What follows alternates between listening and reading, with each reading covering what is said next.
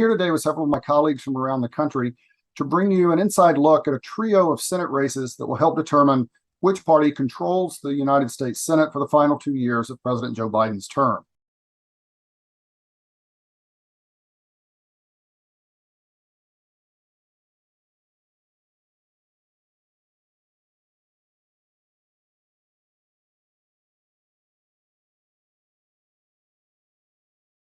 We're going to start today in Georgia.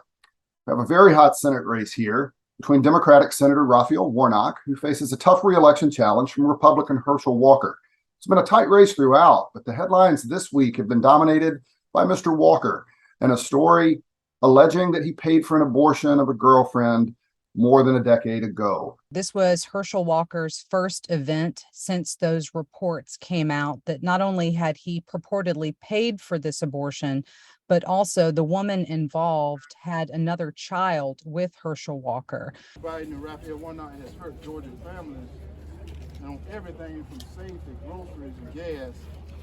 And when Senator Warnock took office, but Herschel Walker is continuing to say that these stories are fabrications, they are made up. He is adamant in saying that this is not something that is factual, and he really is trying to deflect and take attention away from what has become sort of the biggest narrative in this campaign right now.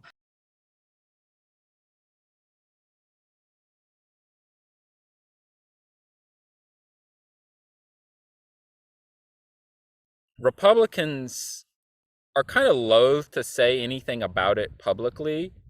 Privately, they admit that it's bad news.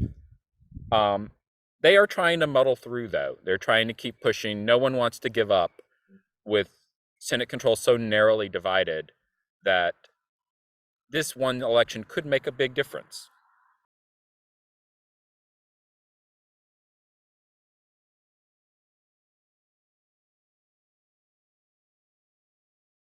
And we're going to move now across the country to Arizona. It's another Senate race where a Democratic incumbent, Mark Kelly, faces a very tough re-election fight. It comes from Blake Masters, a Republican who's more in the mold of former President Donald Trump. The fundamental dynamic in this race is really you've got a popular Democrat against a Republican who's wounded coming out of the primary and trying to reinvent himself.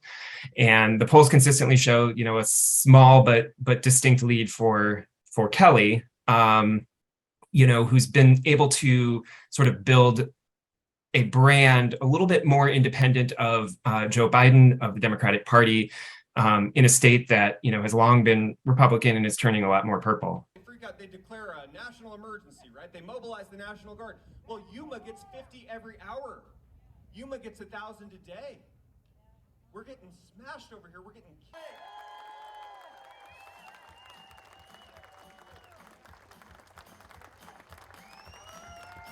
And to compound matters for Masters, he just doesn't have the money to keep up with the Democrats. Mark Kelly is one of the most prolific fundraisers ever in the United States Senate. He's just raising money hand over fist, which allows him to really push his narrative of what he wants this race to be about.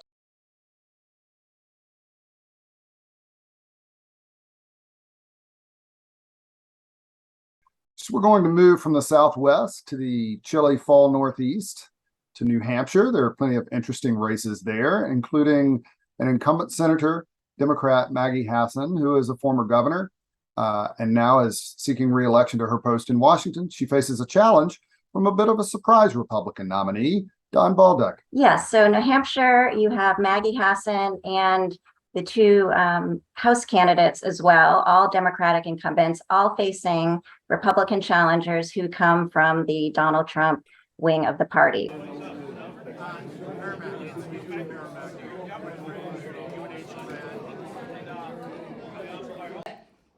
In order to ensure we can hold President Biden accountable. That leaves sort of an interesting dynamic. You have Donald Trump, who won the New Hampshire primary in 2016, but did not carry the state in the general election that year or in 2020. So Republican voters have to make this choice. They rejected Donald Trump, but now their Republican candidates are from his wing of the party.